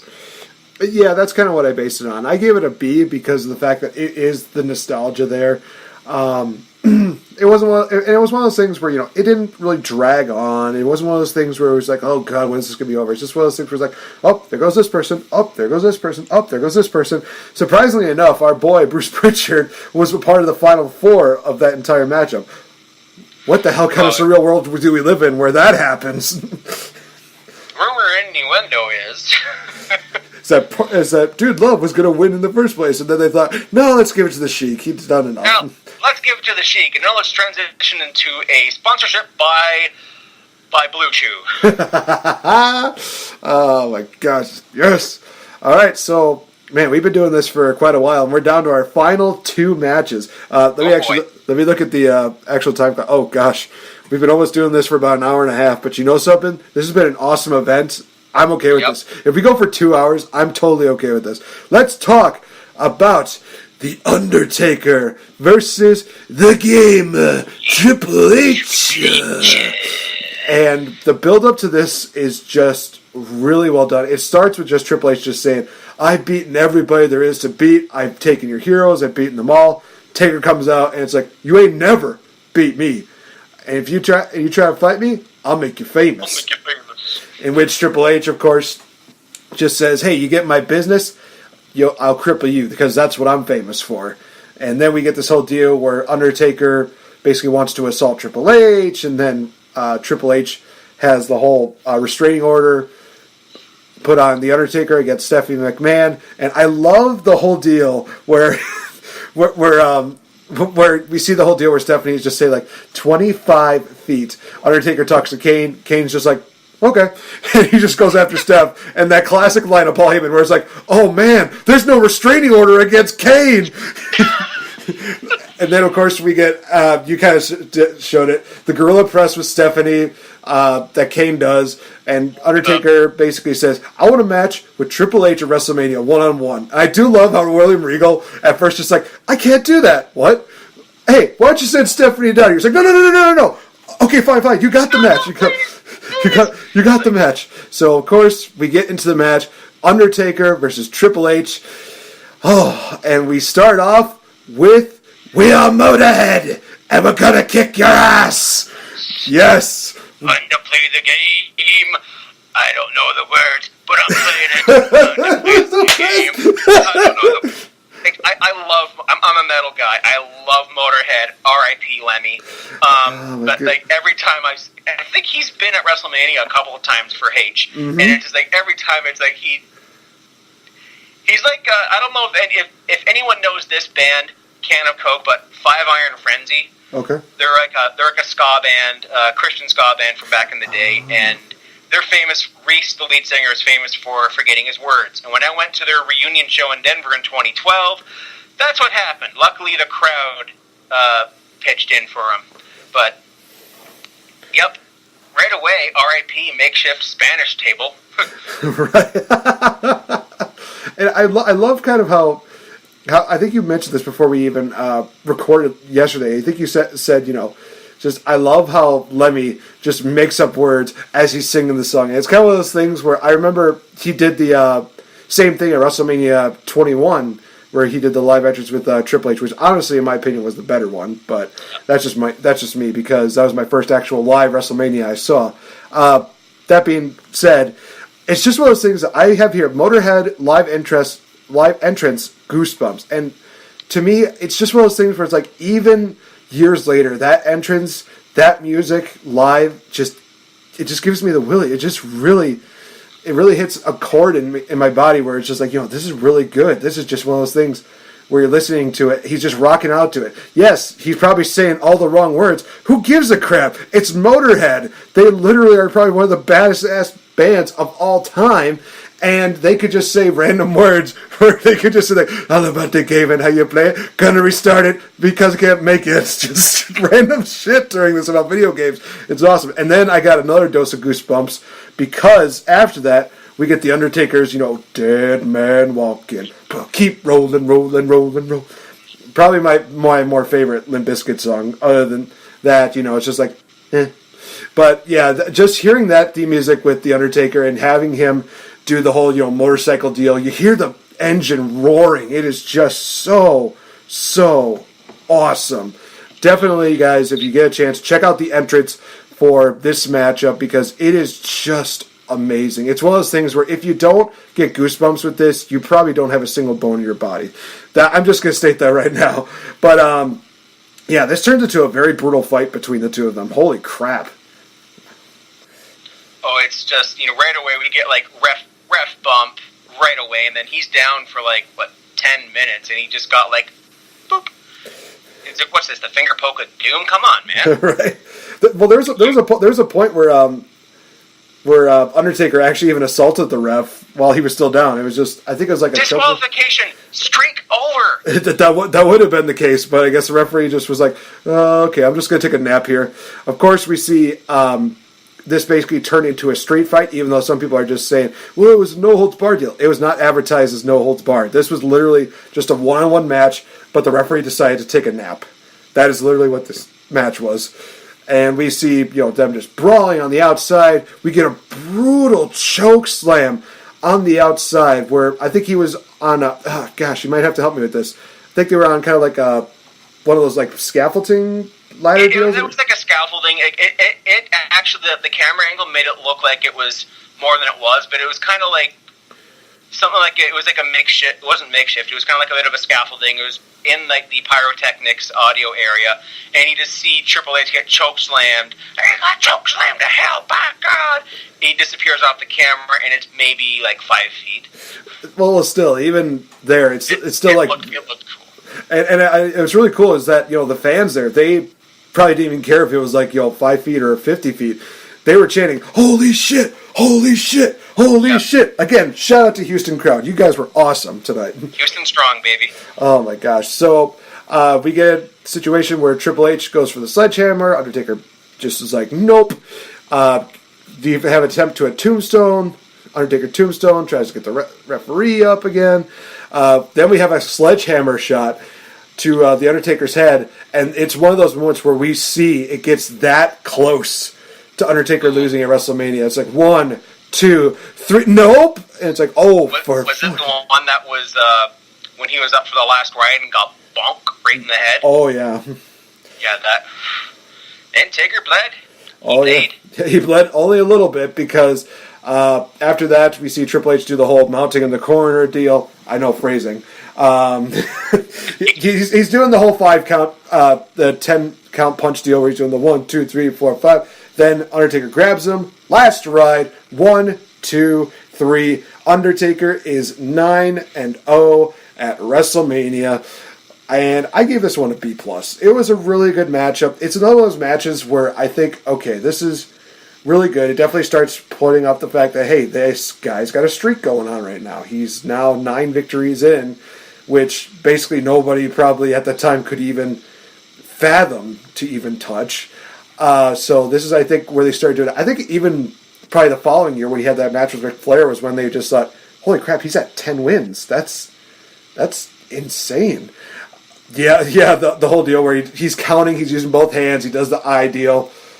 That was awesome. And that's where Ty Dillinger just said, when I be a wrestler, I'm going to do that. Shout out to Ty Dillinger.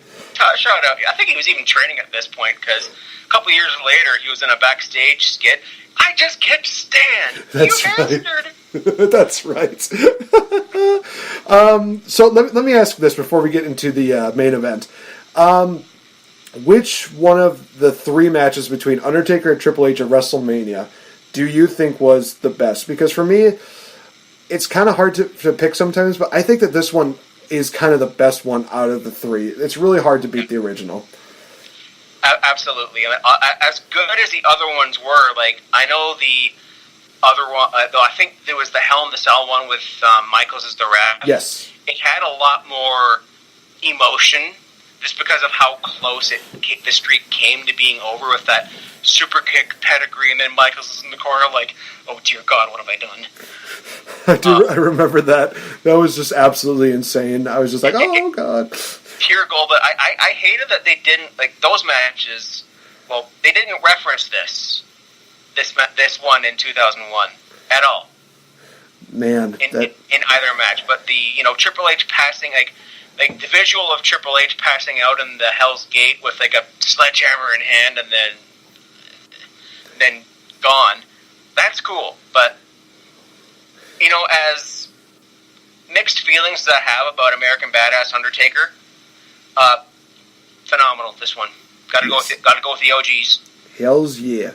All right, so let's go into the main event, which I've basically dubbed as Rock versus Austin 2 at WrestleMania. Yes, I know that they fought at other pay-per-views, but it's a WrestleMania deal. It's the second time they fought against each other. And let's also bear in mind that so many people are just like, well, it seems like this is kind of like a Rock and Cena deal. Here's the issue with Rock and Cena. They did it back-to-back. It was stupid. Once in a lifetime. Then twice in a lifetime. Wow. And the twice in a lifetime sucked. But, no, you have to remember that... 36, 3 times the charm. Oh my God, if that happens. You have to remember that with Rock and Austin, they always had like a year in between to kind of give them a little more space to do stuff. Like they had their match at 15, then 16 happened, they didn't fight each other. 17, we get this match up here. Then they go to 18, of course we got, Stone Cold versus Scott Hall and Rock versus Hogan. Then 19 is when they had their final one. Some people say that the final one was the best one. I think that this one probably is the best out of the 3 of them. Aside from the finish is the only thing that we're going to get to. Don't worry. So basically this matchup is announced is for the WWF title, and there will be no disqualification. No disqualifications. And of course, JR just like kept doing that, and even Paul Heyman was just like, when the hell did this happen? Of course, this is also where we see the debut of Stone Cold's new theme music, Glass Shattered by Disturbed, which is one of the best theme musics probably ever. I mean, it's better than what they did later on where it was just the glass shattering and then the... It's like, what the hell? Nate, two things. There was also that short-lived one, which is like the very slow version of it, that had the glass and then the... Like, I don't know what... Oh, okay, I think I know what you're talking about. Yeah, he used it, like, right early in the, like, before even King of the Ring, I think. Jesus. But we failed to mention the theme song of this pay-per-view and the promo package. Oh, yes. Just one more fight. Guilty pleasure album, Chocolate Starfish. I mean, this was my jam. This album was grade 11 for me. And it's the whole thing where you see it in the promo package where they have like a little beer thing. Spill beer, fight. Yep, that's a fight in Cannington, Ontario, where I was from. Exactly. Redneck town. And it was just so fitting, and you had the whole thing like, I need to beat you, Rock. And if we come full circle. Take a shot, ladies and gentlemen. Take a shot. I'm responsible for alcohol poisoning. I'm responsible for bad decisions. Yes. WrestleMania 19, where the roles were reversed, where The Rock was like, I'm going to do that thing I've never done at WrestleMania. Let's beat that bald candy ass. So, if we go back and just do the whole continuity thing, like, you can pick out so much. I need a hobby. So, and, yeah. So like the first one basically was just, the two of them, they're the best in the business, they're fighting against each other, they want something to prove, Stone Cold won. Second one, Austin feels that need to, be the victor, to be the champion again, which I think was really good because he did have take time off for his neck surgery. So they had that going on. So he basically is saying, I need to beat you to prove that I'm the best again. And of course, as you said, with 19, it comes full circle where Rock says, in order for me to say that I have had a full career, I need to beat you at WrestleMania. So, yeah, it was just a really, really good setup of, matches, and they had a story basically to tell off each other. Now, of course, if they would have done something like this for, Rock and Cena, maybe people would have liked it more. But nope, it was back-to-back, which was like, wow, this is stupid. This was the first time Stone Cold was referred to as the Bionic Redneck. That's right. I remember that now. So basically, as the match started off, we had both of them just fighting off against each other and around the arena, around the area, just going absolutely batshit crazy. One spot in particular that we kind of talked about a little bit earlier on is that they really had really crappy tables on the announce deal, because there's a point where Stone Cold just bounces the Rock off the table, and then the table just goes... It's like, that, I am the table. Rock's just like, I don't think this is going to happen. But I also noticed that during this matchup, Austin was very dominant in this matchup. This was kind of one of those things where it seemed very one-sided for the first part of it, where Austin was just going absolutely, batshit crazy. It was... I looked at it as it was just his desperation. I didn't take that many notes during this match because I just sat and watched it, and they went on for like 40 some odd minutes. Yeah, and it was 40. The Rock hits his bad sharpshooter. Oh, yeah. They actually had like a sharpshooter off deal where Rock locks it in, then Stone Cold locks it in, Stone Cold locks it in again. It was just a really weird deal where it's like, okay, I mean, it's fine. But both Austin and Rock got, bloodied open from whether it was the steel turnbuckle or whether it was the ring bell. Either way, they both got just battered and bloody, and it was just a brutal matchup between the two of these two. There's a close call where Austin locks in the $1 Million Dream, and it looks like he could make him tap out, but nope, we got a deal where it was going to be the Bret Hart deal, but Austin is just able at the last minute to get his shoulder up. Oh, speaking of the $1 Million Dream, I was just instantly reminded of this. You might have saw this the other day, Nate, but how old were you when you realized that Steve Austin is worth 6 Ted DiBiase's? You have to think hard about this one. It's not Stone Cold Steve Austin. Man. Do you get it? I think so. I think I got it. The $6 million man. Oh, geez, that's right. It was Jeez. like Hurricane Helms tweeted that out last night, and it was like that I was today years old meme. Oh, jeez. Oh, man.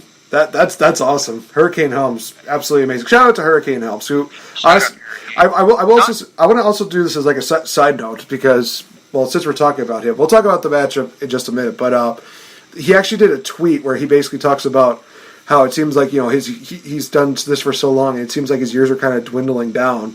And my response to that was like, you know, hopefully you have a good superhero in training. The legacy must go on. So, you know, hopefully it's not one of those situations where he's, you know, saying he's going to retire soon because I cannot live in a world without the Hurricane. Come on, man. He's just awesome. Yeah, the guy pinned Rock in a match. It was awesome. I think that was in Toronto. Yes, I think so too. Shout out to my not hometownish, because everyone from Southern Ontario just says they're from Toronto, just to cause confusion. I'm nowhere near the city now, but like I'm actually closer to like Windsor, I think, maybe. But I did not appreciate if you didn't notice, I called them the shark shooters by the guys. Oh, okay. Yeah, it's like Sting, Owen, and Brett. They do it justice. Yeah, I definitely do agree with that. I think Natty does a pretty good job too when they allow her to. It's just they don't let her really have many victories with it. Come on, there's so many submission maneuvers that should be just an automatic tap out, and sharpshooter is definitely high up there in my opinion. And the cattle mutilation. Yes, definitely. So during this whole deal, we have Vince McMahon. He comes strutting down, and we think, okay, well, what's he going to do? But of course, you and I, having watched the entire event in its entirety, we know what the fuck's going to happen. So Rock gets a stunner on Austin. Austin gets a rock bottom on the Rock. Then there comes a point where it seems like Rock is going to get the pin. 1, 2, Vince pulls Rock off. We see Vince McMahon getting chased by the Rock. Later on, we have Stone Cold hit a stunner on the Rock. Holy crap. Again, I love how Rock sells a stunner. It is just beautiful. That does not put down the Rock. Then we get some steel chair shots. Rock is still not going down. I will also say this, that early on during this matchup, people are pro Austin. They are loving the fact that Austin is, you know, just whooping Rock's ass. Then we have this whole deal where they see Vince and Stone Cold working together, and it is just an immediate switch to them just starting to slowly boo Austin and boo Vince McMahon. And they're trying to like cheer for the Rock, trying to get him to, you know, will on. Then, of course, we have the kind of screwy finish where Austin does the whole chair thing. But before we get into that, I counted the chair shots. How many? 14. Are you serious? I'm even counting those little stabby ones he did in there, and then that final just wham one. In this sequence, there's probably 5 or 6 more throughout the match. Right. But this finishing sequence had 14 chair shots. So you're meaning to tell me that this is one of those matches where it was a precursor of what's to come with Brock and Cena, where he hits 14 suplexes on Cena, and that's what keeps him down. It takes 14 chair shots to keep The Rock down. Chair shot city, bitch. Oh, man. That needs to be Stone Cold's trademark. So shout out to Stone Cold. Make that a trademark, dude. You deserve it. Of course, we have the whole, like I said, the whole chair shot deal. Boom, boom, boom. Stone Cold covers 1, 2, 3. New champion. And second time in a row that Rock is beaten by the dreaded steel chair at a WrestleMania. So we have the whole deal where Stone Cold Steve Austin and Vince McMahon, they shake hands, they share a beer. The crowd is just dead, is what I said. They are literally dead after the matchup. There are some of them that are trying to give some kind of reaction. It's like, no, boo, but you could tell They put so much emotion into this. Again, shout out to Houston. I said this for the third time. I'm going to keep saying it because this was an awesome crowd. They just did this event justice, and it was one of those events where it was kind of like, well, now what? What happens? Well, of course we know what happens. Stone Cold does this really soft-core deal where he's hugging Vince, and then he wants Vince's attention, and then he's like, no, I'm not doing this stuff, and then blah, blah, blah, blah, blah. Yeah, all the guitar, Austin, not one of the best ones. I gave this one an A-. It would have been better if they had followed it up on it properly. I know that they have the whole, two-man power trip deal, which I think is like the good start, but then Triple H got injured, and it was like, oh, okay, so now we got to figure out what to do here. Let's turn Vince into a hugging guy. It's like, no, this is stupid. I mean, it is kind of comedical seeing Stone Cold have like that blank stare whenever he hugs Vince McMahon. But like, what the fuck am I doing with my life? But I mean, it's just one of those things where it's like, what is this? So for me, this was like the second best matchup of the night because of the storytelling, because of the physicality, because of everything that went down. Even with the really lackluster finish, I still thought it was a really good matchup. Phenomenal match. I mean, the chair shots to finish, like really, that was just kind of anticlimactic in my mind. But the heel turn was I'll just say this heel turn was a bit of a dud, like especially when it came to the alliance and the invasion, because it's like Stone Cold Steve Austin was someone who was basically impossible to boo. Mm-hmm. He could like go out and he can go to Philly, put a Stone Cold Stunner on Gritty, and still get a pop. No, I definitely agree. And it's just like how do you put the most over person almost in the history of your company in a time where kayfabe was still alive and well, but it wasn't like a few years earlier with, the shock of the Hulk Hogan heel turn, which I think is probably the best in wrestling history. Oh God, yes.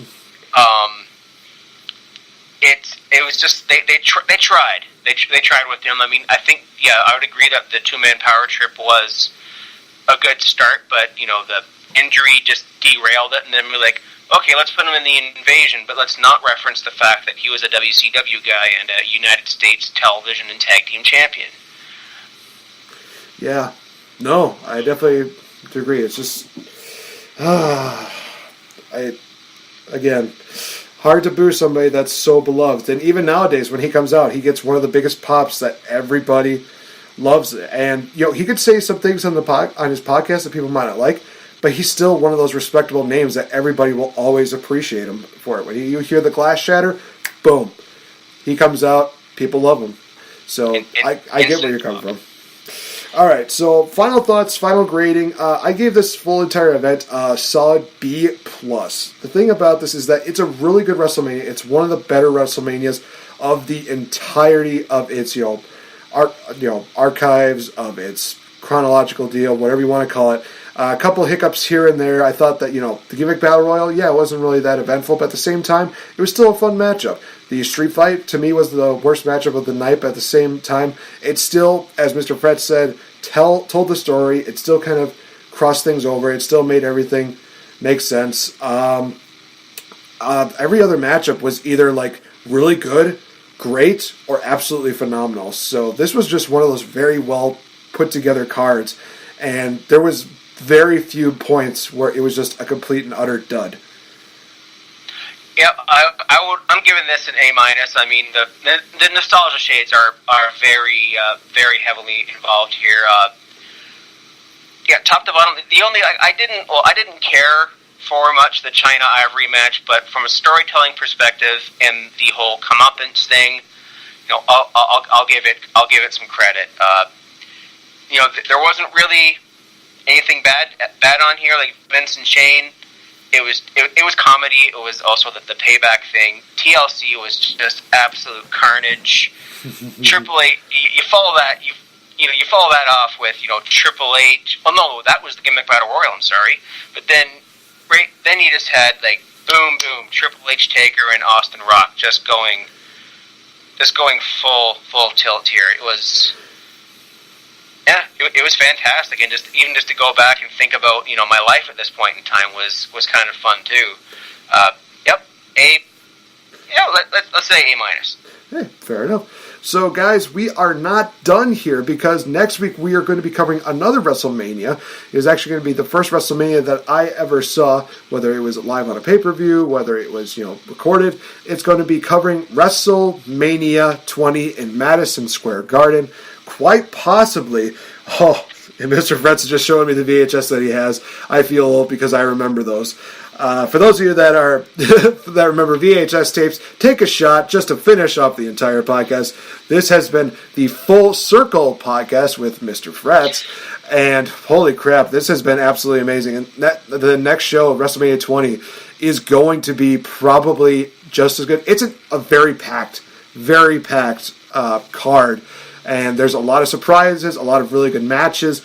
As well as one that I think we're both going to agree is going to be a huge dud. But we're going to get into that when we talk about WrestleMania 20. So first of all, I'd like to say thank you, Mr. Fretz, for your time. Thank you so much for doing this. It has absolutely been an honor and a privilege to have you back on the show to do this. Oh, absolutely, Nate. The feeling is mutual. I love coming on here and just shooting the shit with wrestling with you, and I'm looking for. I have to watch WrestleMania 20 yet, and I'm also working on one of my reviews too. I'm either going to do on my pod or on the Rant with Ant blog, or both, because I do that with a lot of shows. I like to do both. Yeah. But I'll see what my week brings. I mean, I'm off for today, so who knows? Maybe I'll just sit and do something, or go for a walk and think about what to do. Well, there we go. All right. So before we head off, you guys, this is a little something that we like to call off the script. This is just something that I've not talked to Mr. Fretz about. This is something that I wanted to do to kind of put him off by surprise. So this is something that I would like to propose to you, Mr. Fretz, and I'm going to give you 1 full week to think about it, to see what your answer will be. So take all the time that you need. This is one of the first few times ever that I've actually done this on a podcast. I would like to extend an invitation to you, good sir, to be a part of the Game Changing Network, to be a part of it where we can promote some of your stuff, your website, your podcast, whatever you would like to do, and you'll have free range to come on here to talk about whatever you would like, whether it's wrestling related, movie related, whatever you'd like. So, like I said, the offer's out on the table. If you want, I can give you a full week to think about it. Otherwise, if you want to give me your answer now, we could do that. If we want to make it suspenseful for the fans, I say we wait until next week. We'll wait till next week. I'll see what next week brings. All right. It sounds cool, actually. All right. So the offer's been laid out, ladies and gentlemen. We'll see you next week. Like we said, WrestleMania 20 review, as well as Mr. Fretz's answer. Does he give it a thumbs up, or does he give it a right to censor thumbs down? So we'll find out, guys. Be sure to tune in to Raw tonight. Be sure to follow Mr. Fretz on his Twitter. Be sure to check out all of his stuff. Check out his podcast. Check out his site. It's absolutely wonderful. But don't let me just be the one that talks about it. Mr. Fretz, where can people find you on Twitter? And how can they get a hold of you? How can they even watch and read your content? Well, you can follow me on Twitter at the Legendary JF. You can find me blogging occasionally. I blog on rantwithant.com. Be the brand. Give big shout out to Ant for inviting me on that this year. Once in a while, I'll throw in a blog, but it's mostly fantasy booking or retro reviews like we're doing today. And my podcast, Wrestlemania, Fretzle Mania, you can find on Apple Podcasts, Google Play, Stitcher, many, many other platforms, but my home base for it is Anchor.fm. And go on Apple. Give me a 1-star. Why not, right? Hey, there you go, ladies and gentlemen. And of course, you know where to find us on Spreaker.com, as well as iHeartRadio, Spotify, the one and only SoundCloud, as well as on the YouTube. Thank you so much, guys, for joining in for Mr. Fretz. I've been Nate the Effing Great. This has been another game-changing podcast, and it's WrestleMania season. It's going to get better and better as time goes on. So I'll talk to you guys in the next episode. Bye-bye, and that's the bottom line, because Stone Cold said so. You're damn right.